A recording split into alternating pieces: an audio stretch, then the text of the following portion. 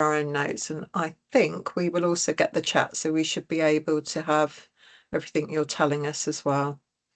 So Peter's looking to enable sports hall, a performance space. Fabulous. Great. Well, I think we will get started as we're a couple of minutes past. We've got a lot to pack in, as always. So I do apologise. It will be a whistle-stop tour. My name's Lisa. I'm from Community First Oxfordshire, and I'm the Project Development Manager. I do get involved a lot in grant giving, and in the past have done grant seeking in another role. And Tessa, who I think maybe many of you know. I've just realised that I've lost my background. In an ideal world, I would also have a nice background with the logo. Lost it somewhere this afternoon. But yes, Tessa Hall, halls and shops advisor. And I recognise a lot of your names. So thank you for joining us. As Lisa said, we've got a lot to get through. So we'll start, and people will just appear if anybody hasn't arrived yet who's going to arrive. So I mean, do feel free to ask questions. Raise your virtual hand if you know how to do that. That's 1, 2, 3 along the top, or you can put a question in chat. I think in these sorts of scenarios, it's actually as important, if not more important, that you learn from each other. So, please feel free to share learning. We will have a discussion on community engagement, and also we will do an activity on looking at grant bids, successful ones. Did everybody receive them from Tessa, the case studies? Great. Is there anybody that hasn't? If you could give me your address in the chat, then in the break time I'll sort of make sure you get one before we have the discussion on them. Okay. Right, I'll get the... And there will be a 5-minute break, just so that you can stretch your legs, grab a cup of tea before we get into the meaty fundraising bit. Okay, Tessa, are you able to share? I am.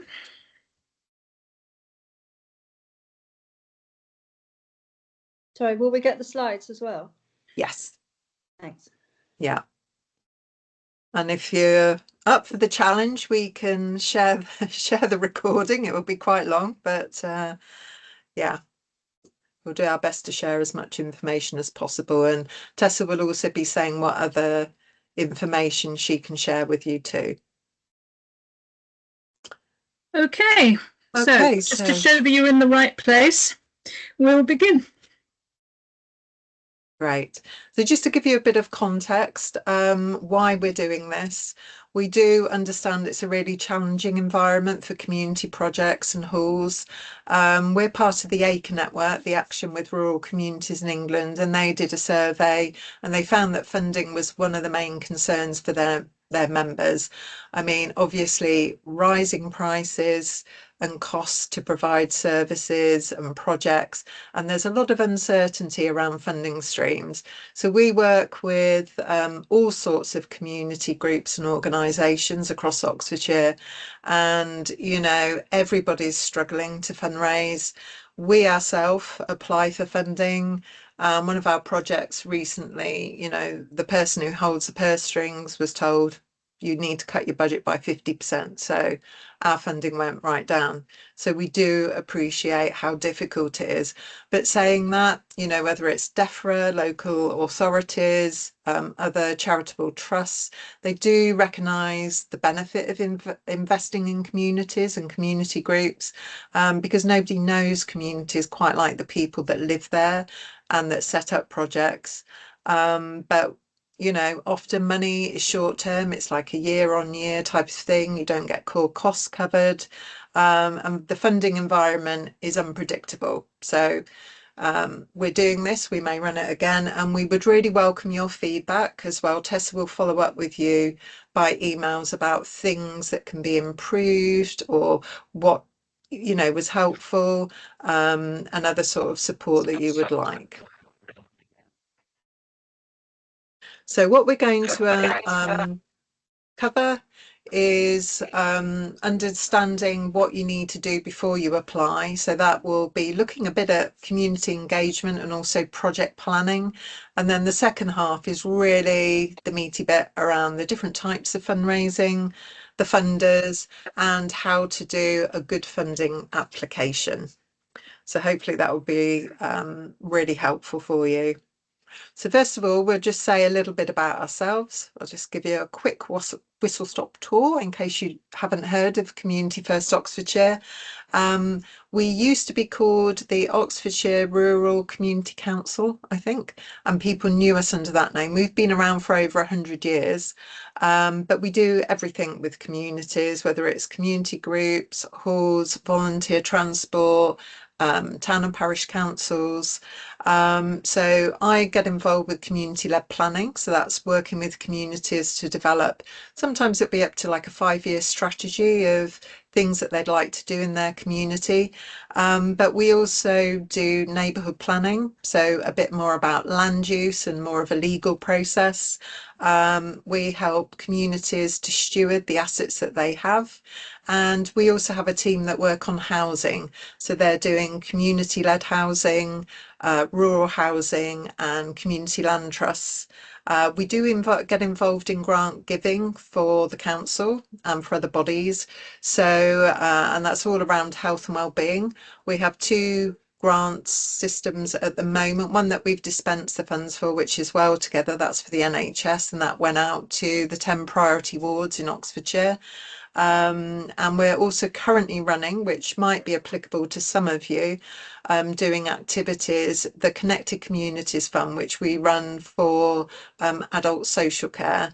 And that's for people over 50, and activities that help connect people into communities and reduce isolation, and also for adults for additional needs. So we can provide you information about that particular fund if it's of interest. We've also do smoking cessation outreach for public health, and we've done a lot of community research, so around health and well-being. So we're quite up to date with what the current themes are. And we also do placemaking. So at the moment we're in Hayford Park, where we've got a community development worker looking at old and new communities and bringing them together. And we've got a climate and nature project in Farringdon. And of course, the fabulous halls and shops support that Tessa does. And we also have community transport networks. Those 2 networks are able to provide advice, support, networking opportunities, and also signposting. So I think if any, doubled our staff, haven't we, since lockdown? Yeah, we really have, because there's so much need by groups. And we also run a community oil scheme, which has changed shape because of everything that's going on in the world right now. So that's a whistle-stop tour of ourselves, and thank you so much for putting in the chat. It's great to see, a lot of diversity. I am just going to see if we can do a poll, and it's disappeared. So I think Okay. you What- may need. Oh no, I've got it. It's just to sort of look at your experience. So we'll see if I'll launch it and we'll see if you can see it. If not, we might have to stop sharing the presentation. Okay, so you just need to tick a box, just go with your initial thoughts and submit, and we'll just sort of see. Do I need to stop sharing, or can everyone see? Can't see anything. Right. I'll stop sharing. Oh. It was okay for me. Oh, sorry. Can you see, Catherine? I've got, are you ready to fundraise, or tell us about yourself? Fundraising experience. Yeah. No, don't worry though. Carry on if everyone else can do it. Well, to be honest, no, we can't see it. We can see the answer a quick poll and in the chat, but we haven't got a poll come up. Oh, you haven't. Let me stop sharing. Here we are. Can you see now? No. Don't worry. I'll tell you what, let's instead just do a quick whip round and literally, if you could just say whether you feel quite experienced, middling, you've had middling success, or you don't feel very experienced about fundraising, just so that we can get a sense of who we've got in the room. We have got some answers from the poll, so some people have got it and some haven't. Right, okay. No. So who would say, hands up, let's do it the old fashioned way, that you've, you know, been quite successful, you feel like you've got some experience in the fundraising world? Got one there, two, some nods telling me no. So, okay, so I think we're probably and about in the middle, maybe. I would say I'm going to go for half and half. So I think what that's telling me is there's some experience there that people can share with others, which is great. Okay, so if you We've can got share, one hall again. is just saying new to fundraising, so we've got Ah. a spectrum. Yeah, Which is great because Peter's saying he's new. so shall I shut the poll down and share again? Yes, please. Yeah. We didn't see the Yeah. poll. Never mind. Sorry, some people did and some people didn't, and I'm not sure why. The joys Lisa, of I don't know. technology. John's got his hand up. John, would you like to ask John a question? Braithwaite. I was just going to say, I don't know whether it's just me, but I've got an awful echo on your voice. It makes it very difficult. If everybody mutes, that really helps with an echo. If you, yeah. Is anybody else experiencing issues? No? Okay. Is that helping at all, John? You'll need to say a bit more. I think your line is also very croaky, if a line can be croaky. Might be just me then. I hope it doesn't spoil your viewing tonight. Okay. I'll stick with it. Thank you. Okay, moving on. Oh.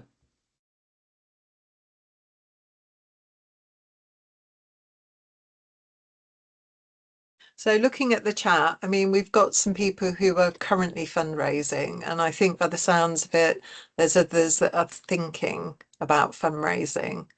And going on the point that it's a very difficult environment, we will look at different types of fundraising. It's not just bid writing, because you can invest a lot of time and energy in bid writing and not be successful. So what we're saying here is, are you ready to fundraise? What do you need to think about before you even start the fundraising process? So do you know who's going to be developing and delivering the project? And are you best placed? You know, it could be a village hall committee. It could also be a community group or a subgroup, you know, but just make sure that you know who's doing what, and linked to that is governance. So do you need any particular governance for a steering group, a project group? What's really important is that, you know, you've got a constitution, you are able to apply for funding if that's what you want to do. So you'll need a bank account, for instance, that's not just open to one person, that a couple of people can sign to receive money and to spend money. You know, you just want to make sure that all the basics are in place. And I would also say, you know, if you're looking for capital projects, obviously there's all the technical stuff around building ownership. So, you know, have you got up-to-date documentation such as evidence of building ownership, or are you leasing? Have you got documentation around leasing length? Have you had the landlord's permission to make changes, or have you got planning permission? Some people might also be applying for a change of use. So just make sure, especially if your bid, you're going to apply for to some funders, all of that is in place so that you don't get caught out at the last moment. Especially that second bit is really important for capital funding. Also, you know, how do you know that what you want to do is what's the most useful thing for the community? So it's really important to engage with the community for a lot of reasons. You know, whether it's raising awareness of what you're doing, and getting support for. You really want to feel like you're taking people along the journey. You want their input to know what they think is important, what's missing, what you can provide. And also, you know, that's going to provide you with really, really important evidence that donors will probably ask for, and you should be providing. They will all sort of say, what's evidence the need? That, you know, if we give you this money, it's the right thing that you're doing and it's going to be used. So anything you can do around community engagement or community consultation is really important. And an added benefit to that is also it's a way to ask for volunteers and find out what other skills exist, you know. So you might not just go out to residents, you might engage with other community groups in your community. It could be businesses, you know. It's just a way of building those relationships and looking to really maximize the gifts in your own community. You might also want to do some background research. Again, it might depend on the funds that you're applying for. So some desk research around context might include legislation or policy, as well as the local drivers. And all that will inform a project plan. Now, some of you may have a business plan already. Like if you're running a hall, you might have a 5-year business plan, for instance, and the project will be a small part of that. So it's, you know, you've already done a lot of the groundwork. For others, you might need to do a project plan specifically for the works that you're planning. So you really need some clear actions, some timescales, and importantly, a budget. And it's really all of this, and Tessa will go through this in a bit more detail. It's really asking the what are you doing, why you're doing it, how are you going to do it, how much is it going to cost, and how are you going to monitor it and sustain it in the future. Once you've done all that, you know, you can start thinking about applying for funding from donors. Some things you can already start the fundraising if you're doing like local fundraising. As long as you know what you're doing with your project, you can get going on it. So we're going to start looking at some of these steps in more detail and break it down a bit for you. So just a point, a process that we use or principles that we use in Community First Oxfordshire is asset-based community development. You will already be doing that by sort of de facto in a way. You're probably all volunteers, you're community-led, and you're doing for the community by the community, which is one of the principles. Think of what you're doing as an asset to the community. There will be other assets in the community, but a hall is a major asset.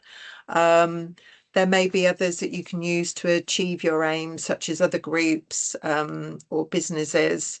And, you know, it's all about developing relationships because that's going to help you achieve what you want to achieve. And building networking with others and including as many people as possible. So thinking a bit outside the box of who's not at the table, who's not included in the work that you're doing. So that's just a little reminder, but we do training as well on asset-based community development, which goes into a lot more detail. So we're going to look at one of the pieces that we mentioned, which is community engagement. And that's really important. It gives you evidence, it takes people along on the journey, and it helps you to understand what other assets and possibly volunteers there are in the community. And so we're just wondering, has anybody done community engagement? Sometimes people call it consultation. And how did you go about it? Has anybody got any experience of that? Nicole, be great if you could share. You've got your hand up, so it might be a question. Yeah. Yes, it is 2024 we did it. 23, sorry. We just prepared a very basic a poll on one of the free poll platforms. I think also Google Forms is quite a good way of doing it. And Yep. we had a village freshers fair, which was trying to get some of the new people in the village to be involved in all of the different societies within the village, like the bell ringers, the gardening club, etc., and the village hall. The parish council were all part of it.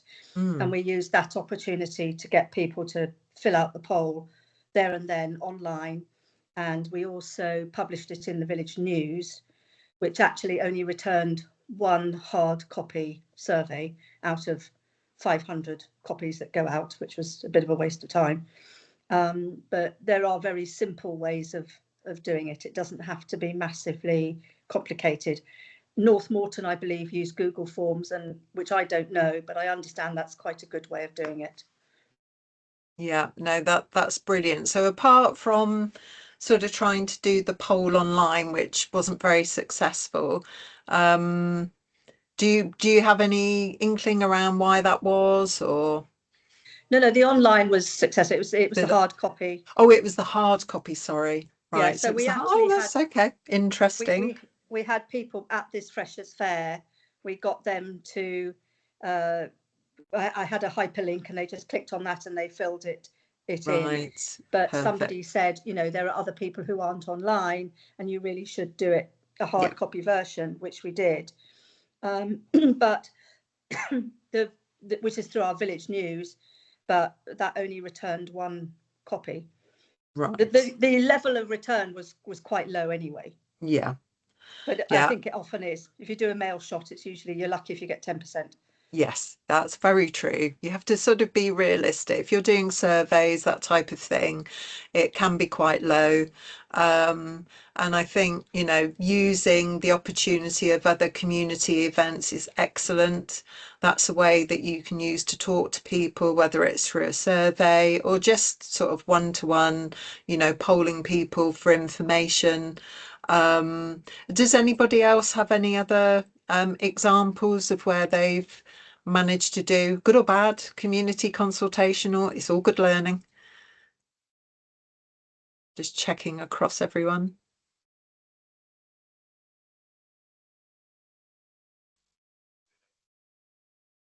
Or has anybody experienced that they needed it for doing a grant application? John. We started off our project by putting a questionnaire out through around the parish and also to the main users of the hall, which identified people's views of the present facilities and showed very clearly that quite a number of aspects of them were inadequate. We then engaged a firm of architects to do a feasibility study for dealing with the aspects, the inadequate aspects that needed addressing through changes to the building. And once that had been developed, we had an exhibition of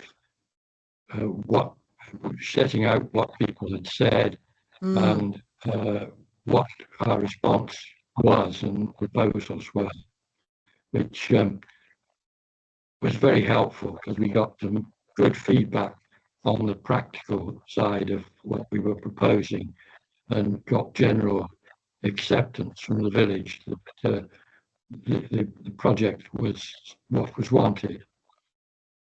That sounds excellent. And I think you've raised a really important point, which is, you know, when you consult people, keep the communication going, you know, feedback what you've heard, what you're doing, what the next steps are. And, you know, once the project's completed, hopefully you're going to have a celebration and bring people in. But I think that key thing about keeping communicating with your community so that they know that you're hearing and you're acting on it is really, really important. Great. Catherine.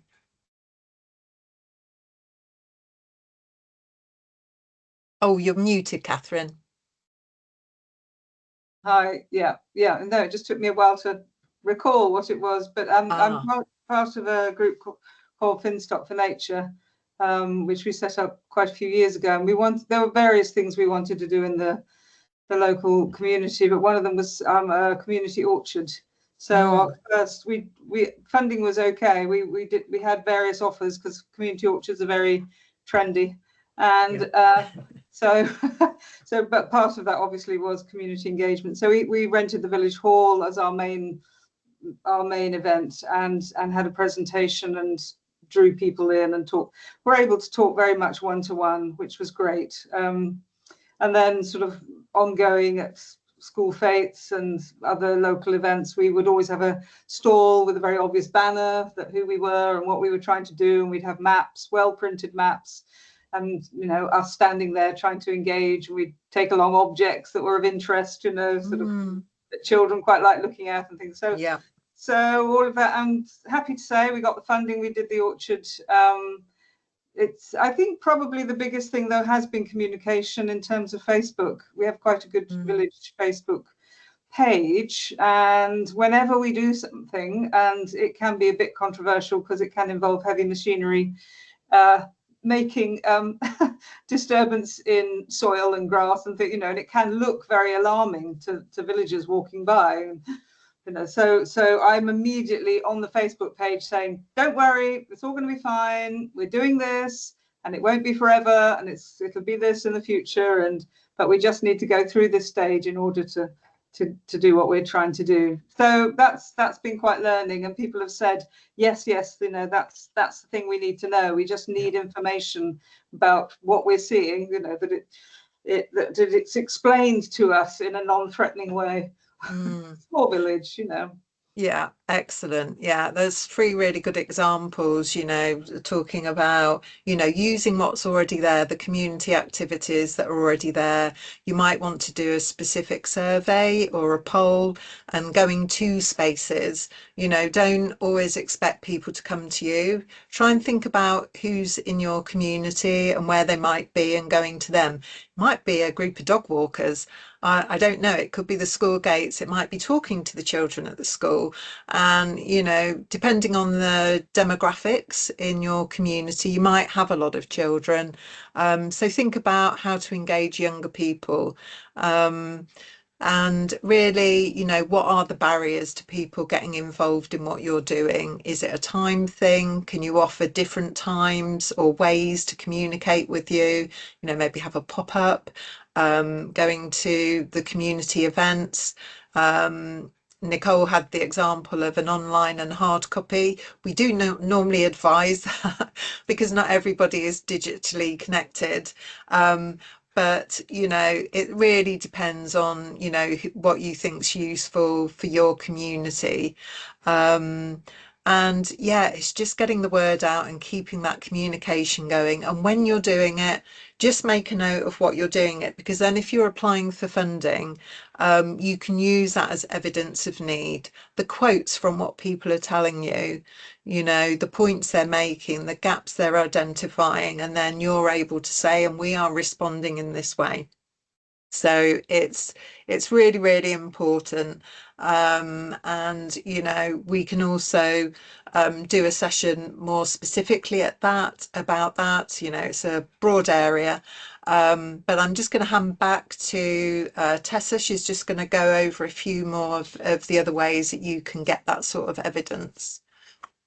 Okay, so we talked about online surveys, and like you say, Nicole, there's North Morton had a great success with their, I think they got a 75% return using Microsoft Forms to consult with their community, and they obviously you need to have access to people's emails. I think they were able to do it through their emails from the Village magazine, but you need permissions, of course. But the forms have the functionality to create graphs and charts with the data. So this looked very good in a project plan or a business plan, and to feed back to the funders, so something a bit colourful rather than lists of what people are wanting. So how they feel. One thing they said about that method was that they only had results from people within the community, and of course some halls have people from outside doing, if there isn't yoga in their community, they'll come and use your hall. So they said to try and get feedback from everyone using the hall or facility and coming in from outside, perhaps you could have a QR code linked to the survey in your hall, and you can catch people who don't live in the village when they're visiting for classes. And also a survey, if you're in need of skills on your fundraising committee, you could actually say this in the survey as well. Are you good at bid writing? Or just have a list of things that you'd like help with. It could just be practical help, but anything to get people on board. And as we said, it's just because North Morton is the last community I talked to who did surveying, and they found a bid writer and people to make curtains and people to fundraise. I think there'll always be a little team of people who are really willing to do brilliant work and put on lots of fundraising events, the events team. So to try and get the most useful answers as well, it might be good to ask things like, how often do you use the hall each week? And then which activities do you attend? Because just asking, do you use the hall, then you just get a yes. Or, you want to try and open out your questions a bit. And we do have example surveys for users of the hall and also for non-users. So you could request those from me and just use them to feed into your own thoughts about what you want in your survey. Letters of support are always good. So if the community hasn't come to you for your event, you can ask them to write in and say why the hall is valuable and what they do there, and all that sort of thing is very useful. Evidence of need is, photographs are a very good idea to show, the dilapidation of your hall and how you need to improve it. And then after that, there's a list here of, and also, yes, you can say you'll always be asked which amenities are near. So is there another hall nearby? And if so, do you complement each other? So you've got to think about your answers for that. And then there's a list here of places where you could do some research and just get some background knowledge to satisfy funders who are wanting you to be reaching out to communities in need. So, what is the need of your area? All this information is good to put in your plans. So business planning, I don't know how many people have a business plan. It sounds grand, but it could actually, it's a document sort of addressing what you want to do in your hall. So it's a toolkit, a way to sort of think about your organization, work out your finances, showing what you want to do and how you're going to do it, where you are now and what you want to be. It's a very useful thing to have. It attracts new trustees, I think, especially when they can see that you're a very organised committee.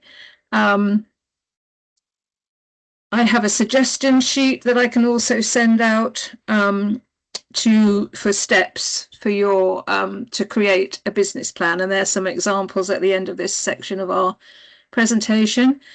But when you do your desktop research, you need to think about what is your area of operation, so you can consult your governing document for that. Make sure you've got that right for the funders. Who are the volunteers and other stakeholders from the local community? You know, you might want to get together, or you do want to get together and discuss this as a committee, really, and gather all the information you can. Are there groups involved already that reflect your community's diversity? When did you last consult with your community? How did it shape your plan? Challenges in your local community. Are you supporting vulnerable groups? That is something that most funders want to see these days. You could, this is the bit I like, you could include some history of your hall for interest. It's a good document to create a plan for the future, and will give you something, the committee, to work towards. So when trustees leave, there's still this plan that everyone can refer back to, whether you're new trustees or not. So you may not have a business plan, but a project plan is a similar document, but it may be more immediate, of course.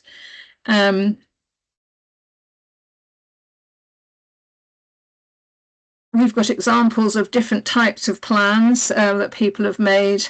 So they could be, you know, a year, 2-year, 5-year plan, whatever you feel is needed.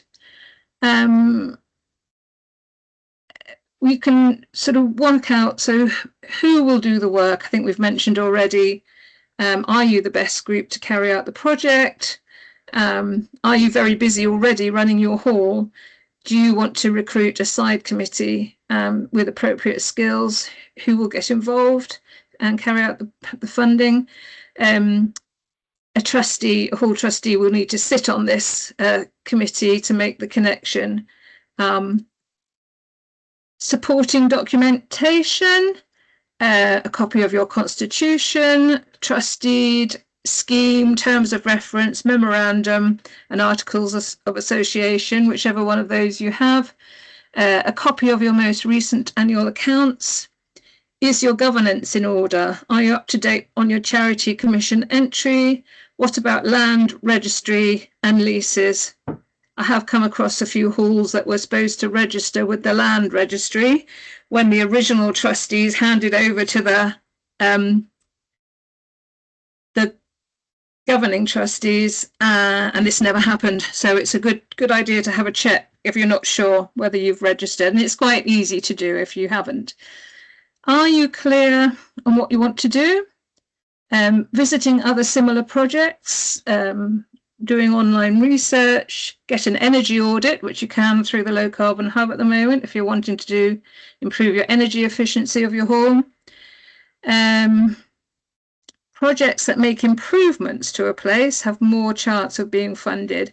If you're simply carrying out maintenance, you won't be funded. Do you need planning permission? Why do you want it? Who will benefit? The outcomes and who will benefit will be a very important part of your funding applications. Are you supporting vulnerable or diverse groups, as we keep mentioning? Will the work increase the likelihood of encouraging more groups to use your hall? So during your consultation, you could have come across a few people said, well, we would use the hall, but it's too cold, or we can't get in because the access is bad. Or so, you know, if you can work towards that and prove that you'll be improving the use of your hall, that would be a bonus. So, and you can say how you and your community came up with the idea for your project, and how many people you have spoken to. When are you planning to do this? Have you drawn up a timescale? Can the work be done when there's least disruption to the classes in your hall? if they do have to find other temporary venue, will they come back? Keep them informed throughout so that they come back after you've done the work. How much? What are the costs involved? So the relevant number of quotes is typically 3 quotes for larger projects. What are the other costs? A feasibility study is useful to work out the potential for success and whether you'll really launch into it. And have you included a risk assessment for your project? So the next slide is an example of a risk table, which I think is very useful.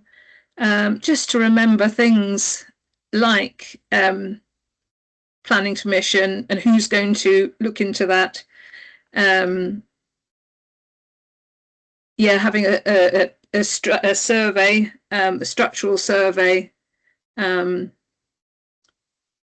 Yeah, make it into a table and make sure that it's labelled with who's going to actually do the research into this.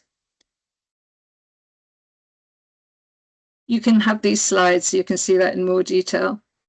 Yeah, Nicole just made the point about an asbestos survey. Yeah, really important, especially on older buildings, I imagine. Absolutely. Well, I think the builders are be on top of that. Yeah, but you don't. We've actually got. Oh, I can send that out as well. We've got a new leaflet, a new pamphlet, actually, all about surveys for your hall. I'll send it out.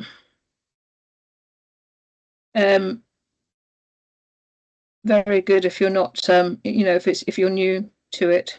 Sorry to interrupt, but you said the builders would do an asbestos survey. What we're doing is actually just a fairly small but expensive replacing the floor. And the quotes that we have had from the people who've replaced the floor, none of them have mentioned asbestos. And I just woke up at 3 o'clock one morning going, asbestos. Yeah. So you might think that the builders might do it, but I think it's just worth having it in the back of your minds. Sure. Thank you. So this is something that you can have if you want support for creating a business plan.